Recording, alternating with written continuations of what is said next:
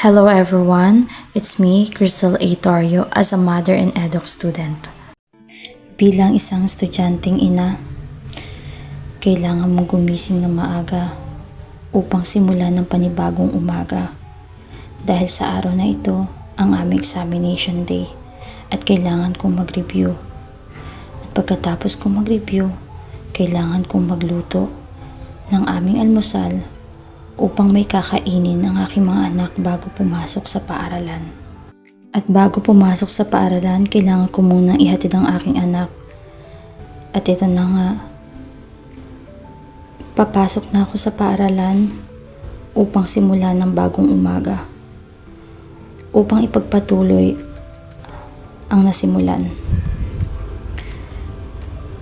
Mahirap man maging isang estudyanteng ina, pero ngayon pa ba ako susuko kung kailang third year na ako?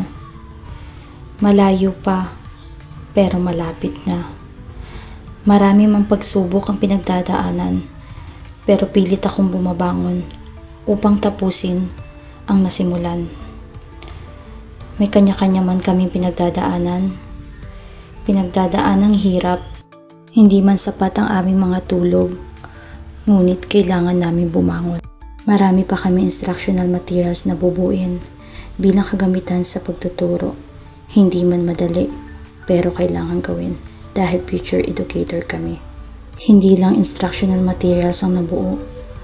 Nabuo din ang pagkakaibigan at dito nagsimula ang pagsasama naming lahat. Akala ko noong una, hindi ko kayang sumabay sa kanila dahil ako'y mas matanda sa kanilang lahat. Ngunit, hindi nila pinakita na ako'y naiiba sa kanila. May kanya-kanya kaming pangarap na kailangang abutin. At hindi dito nagtatapos ang samahan ng pagkakaibigan. At hindi din dyan nagtatapos ang paggawa ng mga instructional materials. Bilang isang estudyanteng guro o guruman, kailangan mong gawin ang mga instructional materials upang sumuporta sa iyong teaching journey.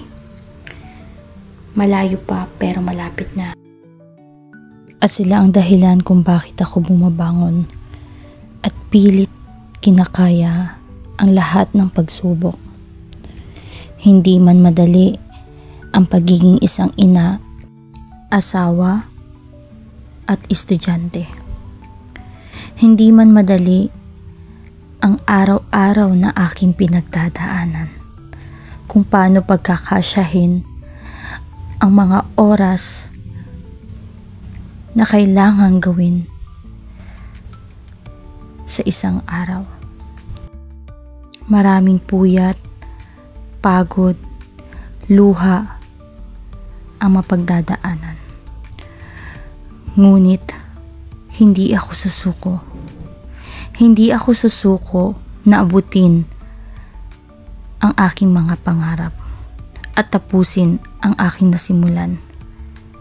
Babangon at babangon ako dahil sila ang aking inspirasyon upang maabot ang aking pangarap.